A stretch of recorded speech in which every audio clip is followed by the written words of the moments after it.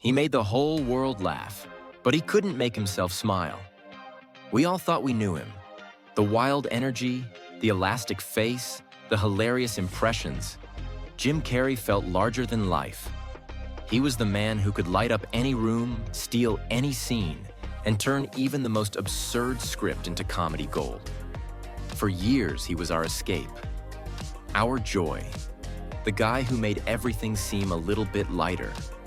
But behind the constant smile was something darker, something that didn't make it into the interviews or behind-the-scenes clips. He wasn't just performing on set, he was performing everywhere. Every joke, every character, every manic burst of energy was part of a bigger mask. Because the truth is, Jim wasn't just acting in movies, he was hiding in them.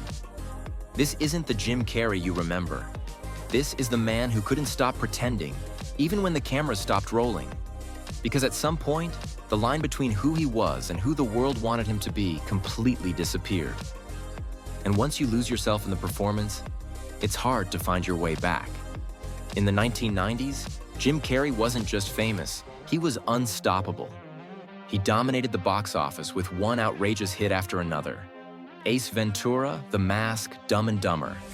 His characters were loud, unpredictable, and completely unforgettable. Kids mimicked his faces.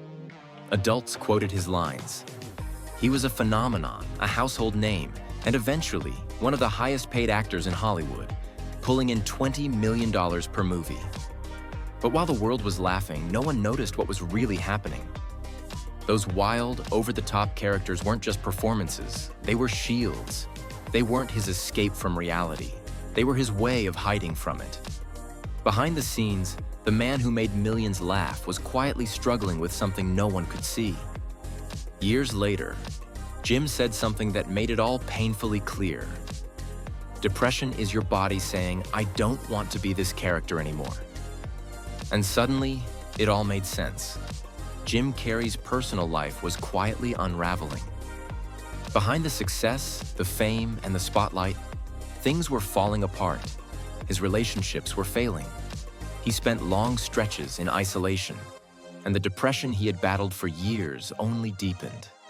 The pressure to constantly be funny, to always be on, became overwhelming, almost unbearable. When he began taking on darker, more serious roles like The Truman Show and Man on the Moon, many saw it as a surprising shift in his career. But it wasn't just a creative choice. It was a signal, a warning. During Man on the Moon, he didn't just play Andy Kaufman, he became him. For 3 months straight, Jim stayed in character, refusing to break even when the cameras weren't rolling. It wasn't just method acting. It was a full disappearance. Later, he admitted something haunting.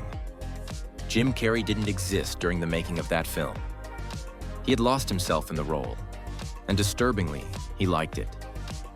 He retreated into solitude and began painting obsessively, creating massive, emotional canvases filled with color, chaos, and raw honesty. His interviews became strange, cryptic, philosophical. Fans didn't know how to react. Some thought he had completely lost touch with reality, but others saw something different. They realized that for the first time, Jim wasn't hiding behind a character or a joke. He wasn't performing anymore. He was finally telling the truth, not through comedy, but through pain. In recent years, Jim Carrey made a quiet return, but only when it truly meant something. He chose projects with purpose, the dark comedy Kidding, the wildly popular Sonic the Hedgehog, and even bold stabs at political satire. But something was different. The man behind the performances had changed. His message was clear and unsettling. I don't exist as Jim Carrey anymore. That's just a character too. Today, he spends most of his time painting, meditating, and disappearing from public view. He no longer craves the spotlight. He doesn't need to be seen. Because for the first time in his life, he's not performing. He's finally just being. He was the man who lit up every screen he touched, the face of an entire era of comedy. For a generation, Jim Carrey was laughter. From Ace Ventura to The Mask, Dumb and Dumber to Liar Liar, he didn't just act, he exploded. His energy was magnetic, His timing, flawless. He was unpredictable, electric, and endlessly quotable.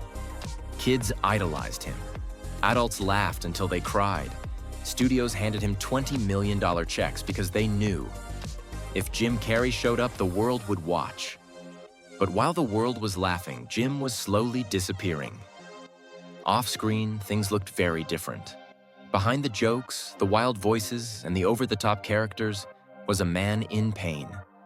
Failed relationships, intense isolation, and a deep, relentless depression haunted him for decades. The pressure to be funny, to be on all the time, turned his gift into a cage. When he took on darker roles, like Truman in The Truman Show or Andy Kaufman in Man on the Moon, it wasn't just acting. It was therapy. Or maybe it was a cry for help. During the filming of Man on the Moon, Jim stayed in character for months. He later said, Jim Carrey didn't exist during the making of that film. He wasn't joking. He had completely lost himself in someone else, and disturbingly, he liked it. Then came the breaking point. In 2015, tragedy hit. His former girlfriend died by suicide, and the aftermath brought with it lawsuits, tabloid rumors, and a harsh public spotlight. Jim vanished. No films, no interviews, no smiles. He retreated into painting, giant, messy, emotional works that said the things comedy never could. His interviews became cryptic, surreal, philosophical. Fans didn't know what to think. Had he gone off the deep end? Or had he finally stopped pretending? In recent years, he's made brief returns, only when it mattered. Kidding. Sonic. Political satire that pulled no punches. But the man on screen wasn't the same.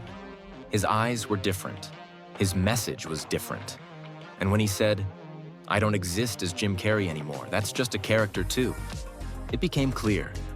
He wasn't here to entertain us anymore. He was finally here to be real. He paints, he meditates.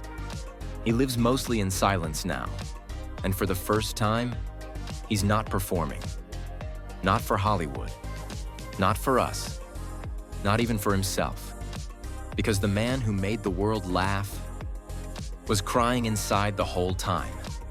This is the dark side of Jim Carrey. Not to shame him, but to remind us, sometimes the loudest laughter hides the deepest silence. And if you think you know your favorite stars, think again. Subscribe now for more untold stories from behind the screen, because the truth is always stranger than the performance.